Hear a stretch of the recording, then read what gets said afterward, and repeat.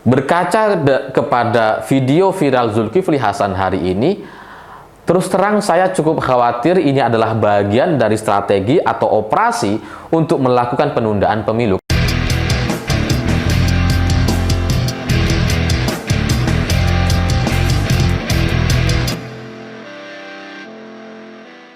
Selamat malam semuanya. Hari ini beredar viral video Zulkifli Hasan yang diduga melakukan penistaan agama dengan melecehkan ibadah sholat. Karena menurut Zulkifli, sekarang masyarakat itu tidak mau mengucapkan amin setelah membaca Al-Fatihah ketika mereka sholat. Dan ketika mereka tahiyat akhir yang seharusnya hanya satu jari begini, itu sekarang masyarakat katanya mau dua jari karena saking cintanya kepada Prabowo Subianto. Dan ini disampaikan oleh Zulkifli dengan nada bercanda dan berkelakar. Supaya lebih jelasnya, silahkan simak dulu video berikut ini. Jadi kalau sholat maghrib baca Al-Fatihah, waladdallin. Ada yang diam sekarang, Pak. Ada yang diam sekarang. Ada, Pak, sekarang diam. Loh, kok enggak ada? Ada yang diam sekarang banyak. Saking cintanya sama Pak Prabowo itu. Ya kan? Itu kalau tahiyatul akhir Pak Yai kan gini Pak Yai. Tahiyatul akhir kan gini. Sekarang banyak gini Pak. Banyak gini. Itu Pak, teman-teman begitu Pak. Saking apa itu ya? Itu. Nah, dari beredarnya video yang sangat viral ini, MUI sudah mengatakan bahwa ini adalah bagian dari penistaan agama. Dan nggak tahu ke depan apakah akan ada fatwa resmi yang akan disampaikan oleh pihak MUI. Tapi dari pernyataan Zulkifli Hasan ini, memang mereka ini coba memainkan fanatisme terhadap capres, kemudian coba dikait-kaitkannya dengan agama. Mereka coba mempermainkan agama demi kepentingan politik pribadi atau demi kepentingan capresnya. Dan ya sebenarnya begitulah mereka sejak dulu, sejak tahun 2017 mereka adalah kelompok yang sama. Mereka adalah orang-orang yang memang memainkan agama demi kepentingan politik. Bukankah Anies dulu maju di gubernur itu didukung sama Prabowo Subianto? Sama aja, 1 dan 2 ini memang cara-caranya seperti itu, yaitu menghalalkan segala cara, yaitu tidak peduli dengan etika, tidak peduli dengan aturan-aturan yang ada. Yang penting mereka bertujuan ingin menang, sehingga agama pun mereka buat main-mainan seperti sekarang. Bedanya hanya sekarang mereka beda kubu saja. Yang satu 01, kemudian satunya lagi 02. Tapi pada intinya mereka sama saja, sama-sama nggak punya etika gitu. Dan bahwa kemudian Sekjen PAN membela Zulkifli Hasan dengan mengatakan bahwa itu hanya bagian dari cerita ketika mereka melakukan kunjungan atau belusukan dan itu adalah cerita rakyat. Tapi tetap saja ini tidak pantas untuk disampaikan oleh Zulkifli Hasan dalam sebuah forum resmi atas nama Menteri Perdagangan. Kalau memang cerita itu ada, semestinya sebagai menteri, sebagai pimpinan partai, dia meluruskan gitu. Ini kan cerita yang salah gitu. Ini kan aib cerita negeri ini gitu. Kalau ada yang salah, seharusnya diluruskan, bukan malah disebar-sebarkan dan malah ditertawakan, atau bahkan ada niatan untuk mengajak orang lain juga untuk mengubah gaya beribadahnya hanya karena beda pilihan politik, hanya beda pilihan capres. Seharusnya ibadah kita itu tetap sama. Ketika kita baca Al-Fatihah, ya sudah kita baca amin. Setelah itu, nggak ada hubungannya sama capres. Mau pilihannya nomor 1, 2, dan 3, tetap aja. Ketika kita selesai baca surat Al-Fatihah, ya kita jawabnya dengan amin. Dan ketika tahiyat akhir, meskipun calon kita nomor 3, ya tetap aja kita tahiyat akhir dengan satu telunjuk begini gitu. Jadi apa yang dilakukan oleh Zulkifli Hasan dengan kemudian menyebarkannya dan seperti ada upaya untuk mengajak orang lain juga untuk mengubah gaya ibadahnya hanya karena mereka bukan nomor 1 hari ini, itu menunjukkan sebuah praktek politisasi agama demi kepentingan-kepentingan pribadi dan golongannya. Dan ini bagi saya adalah cerita-cerita yang seharusnya tidak terjadi lagi pasca tahun 2017 lalu. Karena politisi kita, jangankan politisi, jangankan ketua umum partai, kita semua belajar untuk menahan diri tidak memainkan politik identitas atau politisasi agama pasca tahun 2017. Nah, Zulkifli Hasan sebagai ketua umum partai seharusnya tidak melakukan itu, tapi dia melakukannya hari ini. Sehingga dari sini saya jadi merenung semalam. Cukup lama saya merenung gitu, karena Orang seperti Zulkifli Hasan ini, setahu saya, seingat saya, dia jarang melakukan blunder. Apalagi blunder sefatal ini dengan mempermainkan agama dan melakukan penistaan terhadap sholat, ibadah sholat. Nah, ini sebenarnya ada apa? Apakah ini hanya sebatas kekhilafan biasa atau ada agenda di balik itu semua? Kalau ini hanya sebatas kekhilafan, kita bisa tutup mata. Tapi kabar buruknya, 3 hari yang lalu saya mendapatkan update dari informan saya bahwa dari update ini, dari update yang cukup panjang ini, saya coba ringkas, seringkas-ringkasnya, karena saya melihat ada satu kekhawatiran, ketakutan saya bahwa cerita Zulkifli Hasan hari ini masih ada kaitannya dengan berita atau update yang saya dapatkan 3 hari yang lalu.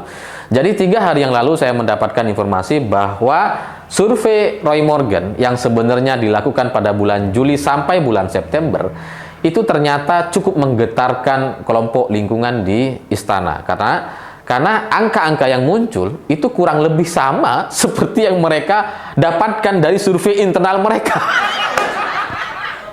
Jadi mereka agak kaget loh, kok Roy Morgan juga segitu. Dan kalau situasinya seperti itu, maka Ganjar Pranowo bisa dipastikan menang, entah itu 1 putaran atau 2 putaran, dan Prabowo akan kalah lagi. Nah, dari situasi yang seperti sekarang ini mereka kemudian jadi agak panik. Jadi kita bisa melihat indikator mereka panik itu sebenarnya dari intervensi kekuasaan. Jadi misalkan ada intimidasi, intervensi kekuasaan di bawah, itu mereka berarti lagi panik-paniknya, dan sekarang memang lagi situasi semacam itu gitu ya. Dan kabar buruknya, kalau ini sampai terjadi 2 putaran, ini Prabowo pasti kalah. Kalau 1 putaran pun Prabowo juga nggak bisa menang gitu. Di sisi lain, kelompok-kelompok oknum-oknum aparat yang sebelumnya cukup beringas, yang sebelumnya dianggap melakukan pelanggaran-pelanggaran etik gitu ya, itu sekarang menjadi tidak terlalu solid lagi, karena ya pada dasarnya aparat kita di bawah itu kan karirnya masih panjang. Kalau yang sudah jenderal-jenderal yang ada di Jakarta, mungkin mereka nggak berpikir soal karirnya gitu, karena udah selesai mereka. Apalagi yang sudah mencapai puncak karir, udah nggak ada lagi misalkan gitu ya, sehingga mereka bisa all out dan gila-gilaan. Tapi mereka yang berada di bawah sekarang nampaknya mereka sedang berpikir ulang. Ini menurut cerita teman-teman saya gitu ya, karena iya, kalau Prabowo yang menang, mereka bisa ugal-ugalan gitu ya. Kalau yang menang lawannya, kalau yang menang Pak Ganjar, ini kan mereka jadi habis ini kalau mereka menjadi aparat-aparat yang nakal sekarang ini. Kalau Pak Ganjar yang menang, mereka yang nakal ini bisa nggak jadi apa-apa gitu ya selama 10 tahun nanti kepemimpinan Pak Ganjar. Makanya aparat di daerah di bawah itu sekarang banyak yang kucing-kucingan atau mencoba membelot atau nakal untuk tidak taat kepada atasannya yang dinilai melakukan upaya-upaya politik atau mendukung salah satu capres tertentu. Makanya di situasi seperti sekarang di mana hasil suara surveinya sangat sulit sekali untuk mengalahkan PDI Perjuangan dan Ganjar, sementara orang-orang di bawah juga sulit untuk dikerahkan atau tidak solid, inilah yang kemudian membuat panik kubu keluarga istana. Karena kalau tidak ada perubahan yang luar biasa, kalau tidak ada situasi yang genting gitu ya, maka tidak akan ada perubahan apa-apa. Dalam hitungan hari ke depan, itu bisa dipastikan PDI Perjuangan akan kembali menjadi partai pemenang, sementara Ganjar bisa menang 1 putaran atau bahkan di 2 putaran sekalipun. Karena situasi psikologi masyarakat hari ini sudah sedemikian muaknya terhadap kelompok-kelompok tertentu yang menggunakan kekuasaannya untuk kepentingan politiknya. Sehingga kalau tidak ada perubahan, ya ini kemenangan Pak Ganjar sudah di depan mata. Tugas kita hari ini hanya mempertebal kemenangan itu, menjaga dan memperbesarnya. Sebatas itu. Kalau kemenangannya sudah berada di depan mata. Sehingga dalam analisa saya gitu ya, kalau tidak ada sesuatu hal yang besar, maka ini nggak akan ada perubahan. Nggak akan ada kemenangan bagi Prabowo atau Anies Baswedan. Itu udah pasti yang menang adalah Ganjar Pranowo. Nah, kecuali situasinya ada situasi yang mendesak atau genting, yaitu penundaan pemilu.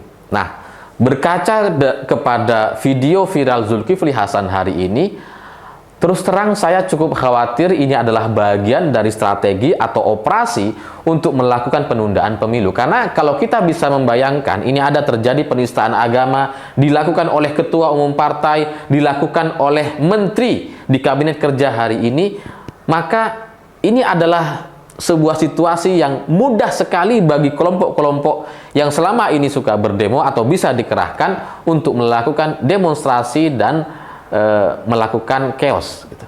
Untuk melakukan situasi-situasi yang tidak aman gitu. Jadi kalau Zulkifli Hasan melakukan kesalahan hanya berdasarkan kekhilafan, kita bisa maafkan. Tapi saya curiga, saya khawatir ini adalah bagian dari upaya melakukan penundaan pemilu, dan ini skenario penistaan agama ini yang coba diulang dari tahun 2017 lalu. Karena situasinya agak mirip gitu ya. Dan kalau melihat Zulkifli Hasan, memang secara pribadi, ini mohon maaf, ini harus saya sampaikan, secara pribadi orang ini memang cukup mengkhawatirkan. Karena pada bulan Maret lalu dia mengusulkan untuk melakukan penundaan pemilu dengan alasan ada situasi ekonomi yang belum stabil dan COVID. Ketika orang lain tidak berpikir untuk melakukan penundaan pemilu pada bulan Maret tahun ini, tahun 2023, Zulkifli Hasan mengucapkan itu. Sehingga otomatis ketika dia melakukan blunder parah dan fatal seperti melakukan penistaan agama hari ini, seperti ingin mengulang situasi tahun 2017 lalu, saya menjadi curiga atau khawatir ini adalah bagian dari skenario untuk melakukan penundaan pemilu. Karena cuma itu caranya. Kalau tidak ada penundaan pemilu, maka PDI Perjuangan akan menang dan Ganjar Pranowo akan menang di putaran kedua. Kalau tidak bisa menang di putaran pertama. Sehingga jangan-jangan gitu ya, Zulkifli Hasan ini adalah bagian dari tumbal untuk melakukan penundaan pemilu. Karena kalau dia melakukan penistaan agama, terus kemudian terjadi demonstrasi besar dan chaos seperti tahun 2017, dan dengan alasan itu kemudian ada penundaan pemilu, ya, maka Zulkifli Hasan secara hukuman dia tidak akan terlalu berat. Tidak seberat misalkan kalau dia dijerat dengan kasus korupsi yang menimpanya. Ya, kasus penistaan agama kan paling lama ya 2 tahun, atau bisa diperpendek menjadi setahun, atau hanya sebatas 6 bulan saja. Jadi saya nggak tahu apakah, sekali lagi saya nggak tahu, tapi saya curiga bahwa ini ada upaya-upaya untuk melakukan penundaan pemilu. Karena sebelum-sebelumnya sudah disampaikan secara terbuka oleh Zulkifli Hasan, dan sekarang muncul ucapan-ucapan yang blunder fatal yang menurut saya secara logika saya gitu ya, ini tidak mungkin disampaikan sama Zulkifli Hasan, seorang pimpinan partai yang pasti sangat belajar dari peristiwa tahun 2017 lalu. Ya, pada akhirnya kita lihat dalam beberapa hari ke depan, saya berharap tidak ada demonstrasi besar-besaran, saya berharap tidak ada penolakan atau chaos yang besar-besaran, karena kita ingin pemilu tetap dilaksanakan bulan Februari, karena kita sudah yakin bahwa PDI Perjuangan akan menang dan Ganjar Pranowo akan menang di putaran kedua.